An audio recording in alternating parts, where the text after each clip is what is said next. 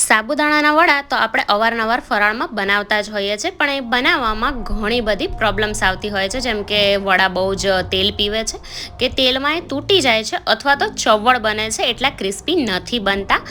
તો આ બધી જ પ્રોબ્લેમનું સોલ્યુશન આપણે આજે લાવી દઈએ. આજે હું તમારી સાથે 3 ટીપ શેર કરીશ, જેથી તમારા પણ સાબુદાણાના વડા બહાર જેવા મળે છે ને એટલા ફૂલેલા, ક્રિસ્પી અને ટેસ્ટી બનીને રેડી થશે. તો ચાલો બિલકુલ પણ ટાઈમ વેસ્ટ કર્યા વગર ફટાફટથી રેસીપી બનાવવાનું સ્ટાર્ટ કરીએ.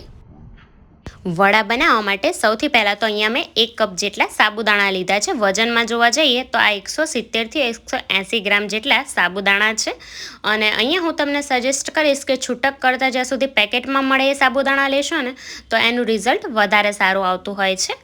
હવે આપણે એને બાઉલમાં લઈને એને 2 થી 3 વાર આ રીતે હાથથી મસળીને ધોઈ લેવાના છે, જેથી સાબુદાણા ઉપર જે સ્ટાર્ચનો ભાગ ચોટ્યો હોય એ બધો જ પ્રોપર નીકળી જાય. તો આ રીતે આને હું 2 થી 3 વાર પહેલાં પાણીથી ધોઈ લઉં.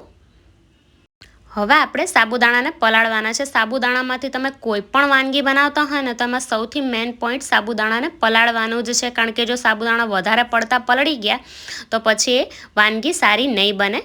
તો અહીંયા આપણે 1 કપ સાબુદાણા લીધા હતા ને, તો એની સામે અડધો કપ જેટલું પાણી લઈ આપણે આને 5 થી 6 કલાક જેટલું પલળવા દઈશું. તો અહીંયા આપણી પહેલી ટીપ એ છે કે આપણે કોઈ પણ વાટકી કે જે પણ આપણે કપથી માપીને સાબુદાણા લેતા હોય ને એના કરતાં અડધું જ આપણે પાણી લઈને સાબુદાણાને 5 થી 6 કલાક માટે પલળવા દેવાના છે. આવું કરવાથી 5 થી 6 કલાક પછી તમને આ રીતે એકદમ છૂટા છૂટા અને આ રીતે મોતીના દાણા જેવા સાબુદાણા પલળીને રેડી જોવા મળશે. અને આને પ્રોપર પલળે એનું સાઇન શું છે ખબર છે?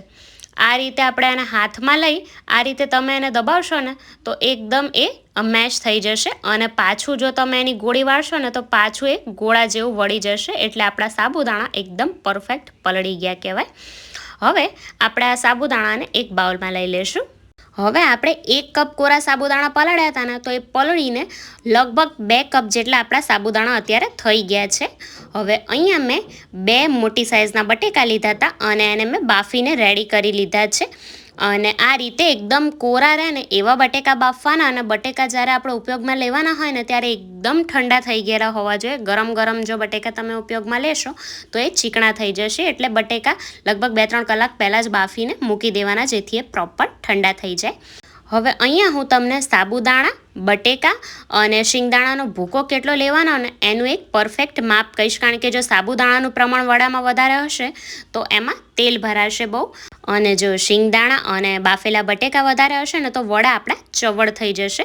તો આપણે 2 કપ સાબુદાણા હતા ને તો એની સામે 1 કપ જેટલો બાફેલા બટેકાનો માવો અત્યારે ઉમેરી રહ્યા છે. એટલે કે જેટલા સાબુદાણા હોય ને એના કરતાં અડધા આપણે બાફેલા બટેકાનો માવો લેવાનો છે.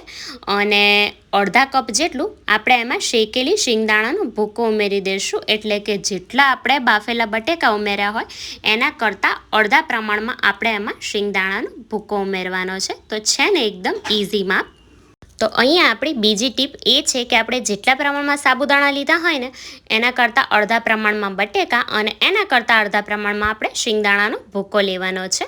હવે અહીંયા મેં 3 નંગ જેટલા એકદમ તીખા જે લવિંગિયા મરચાં આવે છે ને એ લીધા હતા, એની મેં પેસ્ટ કરી લીધી છે, એ ઉમેરી દઈશું. અહીંયા તીખાશ આપણે લીલા મરચાંમાંથી જ લાવવાની છે. એટલે તમારા ઘરમાં જે પ્રમાણે તીખું ખવાતું હોય એ પ્રમાણે મરચાં વધારે ઓછા લઈ લેવાના. એમાં આપણે 2 ચમચી જેટલા ઝીણા સમારેલા ધાણા ઉમેરીશું. 1 ચમચી ભરીને સિંધવ મીઠું, 1 ચમચી જેટલી દળેલી ખાંડ ઉમેરીશું. અહીંયા ખાંડ ઉમેરવી ટોટલ ઓપ્શનલ છે. જો તમે ના ખાતા હોય તો તમે એને એવોઇડ પણ કરી શકો છો. 1/4 ચમચી જેટલો આપણે એમાં મરી પાવડર ઉમેરવાનો છે. અને અહીંયા અમે 1 લીંબુનો રસ લઈ લીધો છે, એ ઉમેરી દઈશું. અને હવે આપણે આને બધું જ એકદમ દબાવીને મિક્સ કરી લેવાનું છે. જે રીતે આપણે લોટ બાંધતા હોય ને એ રીતે આ મિશ્રણને આપણે મસળવાનું છે. ઘણા લોકો એકદમ હળવા હળવા હાથથી મિક્સ કરીને વડા વાળીને તળી લેતા હોય છે, તો એ વડા ફૂલશે પણ નહીં અને પછી તેલમાં છૂટા પણ પડી જતા હોય છે. તો આપણે આ મિશ્રણને લગભગ 2 મિનિટ જેટલું આપણે લોટ કઈ રીતે બાંધતા હોય એ રીતે આને પ્રોપર બંધાઈ જાય ને બધું એકબીજા સાથે એટલું મસળતા રહેવાનું છે. જો હું આ રીતે એને મુઠ્ઠીથી મસળી રહી છું, જેથી આપણું પ્રોપર મિશ્રણ બંધાઈ જાય. અને અહીંયા આપણા સાબુદાણા પ્રોપર પલળેલા છે ને એટલે સાબુદાણા સાવ મેશ નહીં થઈ જાય, એ પણ સરસ આખા જ દેખાશે અને અમુક સાબુદાણા અંદર મેશ થઈ જશે. હવે આ સ્ટેજ ઉપર જો તમને મિશ્રણ થોડું ઢીલું લાગતું હોય કે વધારે મોઇશ્ચરવાળું લાગતું હોય ને, તો બાઇન્ડિંગ માટે તમે આમાં 2 ચમચી જેટલો આરા લોટ અથવા 2 થી 3 ચમચી જેટલો રાજગરાનો લોટ પણ ઉમેરી શકો છો. પણ આગળ આપણે જે વાતનું ધ્યાન રાખવાનું કીધું એ જો તમે ધ્યાન રાખી હશે ને, તો તમારે લોટ ઉમેરવાની બિલકુલ પણ જરૂર નહીં પડે. તો અહીંયા 2 મિનિટ જેવું થયું છે અને તમે જોઈ શકો છો કે આપણું આ રીતે મિશ્રણ સરસ બંધાઈને રેડી થઈ ગયું છે. હવે પહેલાં હું હાથ ધોઈ લઈશ અને પછી આપણે આમાંથી થોડું મિશ્રણ લઈને આના વડા વાળી લેવાના છે. અહીંયા અત્યારે હું ના વધારે મોટા કે ના વધારે નાના એવા વડા વાળી રહી છું. આ રીતે પહેલાં મિશ્રણને હાથથી પ્રોપર દબાવીને આપણે ગોળો વાળવાનો છે અને પછી એકદમ હળવા હાથથી ઉપરથી દબાવીને એને આપણે ટીકીનો શેપ આપી દઈશું. અહીંયા પણ આપણે એકદમ દબાવીને ગોળો વાળીને પછી જ ટીકીનો શેપ આપવાનો. હળવા હાથે આપણે ટીકી બિલકુલ પણ નથી વાળવાની. અને તમે જોઈ શકો છો કે મિશ્રણ હાથમાં બિલકુલ પણ નથી ચોંટતું. અહીંયા જો તમને થોડું મિશ્રણ ચોટે એવું લાગે ને હાથમાં, તો તમે તેલવાળો હાથ કરીને પણ ટીકી વાળી શકો છો. તો આ જ રીતે મેં થોડી ટીકી વાળીને રેડી કરી લીધી છે. બાકીની ટીકી આપણે વાળતા જશું અને સાથે સાથે બીજી ટીકીઓ તળતા પણ જશું. હવે વડા તળતા પહેલાં તેલ આપણું પ્રોપર ગરમ હોવું જોઈએ, કારણ કે જો તેલ થોડું પણ ઠંડુ હશે ને તો આપણા વડા એકદમ ઓઇલી બનશે. અને હવે આપણે ગેસની ફ્લેમ ફાસ્ટ કરી દેવાની છે અને પછી એક આપણે વડા એમાં મૂકી દઈશું અને એક વડું મૂકી અને પછી થોડી વાર રાહ જોવાની, પછી બીજું વડું મૂકવાનું છે. કારણ કે સાબુદાણા એકદમ સ્ટીકી હોય છે. જો તો તમે એકસાથે ફટાફટ નાખવા માંડશો ને તો વડા એકબીજા સાથે ચોંટી જશે. અને બધા વડા આપણે મૂકી દઈએ ને પછી ગેસની ફ્લેમ મીડિયમ કરીને આપણે આ વડાને એ ગોલ્ડન જેવા થાય ને એવા તળવાના છે. અને એકવાર વડા ઉમેરી દઈએ ને પછી તરત એને નથી હલાવવાના. આ જે પરપોટા થાય છે ને એ બંધ થઈ જાય અને બધા જ વડા તેલમાં ઉપર દેખાવા માંડે પછી જ આપણે એને પલટાવીશું. ત્યાં સુધી આપણે એને બિલકુલ પણ જારો અડાડવાનો નથી. તો અહીંયા થોડી વાર થઈ છે અને તમે જોઈ શકો છો કે વડા ઉપર તરવા માંડ્યા છે. હવે જ આપણે એને પલટાવવાના છે અને દેખાય છે ને એકદમ સરસ ફૂલેલા. હવે આપણે આને મીડિયમ ફ્લેમ ઉપર બંને બાજુથી આ રીતે ઉલટાવતા પુલટાવતા એ ગોલ્ડન જેવા થાય ને એવા તળી લેવાના છે.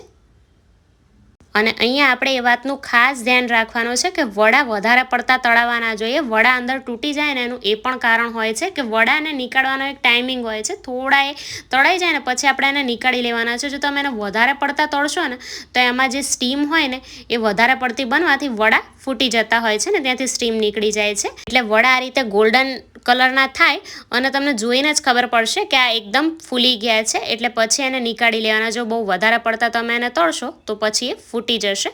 તો આપણે આ વડાને બહાર નીકાળી લઈએ અને તમે જોઈ શકો છો કે એક વડું સહેજ ફૂટવાની તૈયારી જ હતી ને મેં એને નીકાળી લીધા છે. અહીંયા આપણી ત્રીજી ટીપ એ છે કે આપણે વડાને બિલકુલ પણ ઓવરકુક નથી કરવાના અને આપણા વડા પણ અહીંયા એકદમ ડ્રાય બન્યા છે. તો હવે આપણે આ વડાને પ્લેટમાં નીકાળી લઈએ અને આ જ રીતે હું બીજા બધા જ વડાને તળીને રેડી કરી લઈશ. અને અત્યારે આપણે ફટાફટથી આ ગરમા ગરમ વડાને સર્વ કરી લઈએ, કારણ કે ગરમા ગરમ વડા ખાવાની જ વધારે મજા આવશે. તો કાલે શ્રાવણીઓ સોમવાર જ છે. તો કાલે મારી આ ત્રણેય વાતોનું ધ્યાન રાખીને સાબુદાણાના વડા ચોક્કસથી બનાવીને ટ્રાય કરજો અને પછી મને કહેજો કે કેવા બન્યા છે. અત્યારે હું એને ફરાળી લીલી ચટણી સાથે સર્વ કરી રહી છું. હું તમને એક બતાવું કે કેટલા ક્રિસ્પી એ બન્યા છે. એક તોડીને પણ બતાવું. અંદરથી પણ એ બિલકુલ પણ ચીકણા નથી બન્યા. તો કેવી લાગી આજની આ વડાની રેસીપી મને કમેન્ટમાં જરૂરથી જણાવજો. અને જો રેસીપી ગમી હોય તો એને લાઇક શેર કરવાનું ના ભૂલતા. તો ચાલો ફરી મળીશું આવી જ એક નવી રેસીપી સાથે. ત્યાં સુધી બધાને જય માતાજી.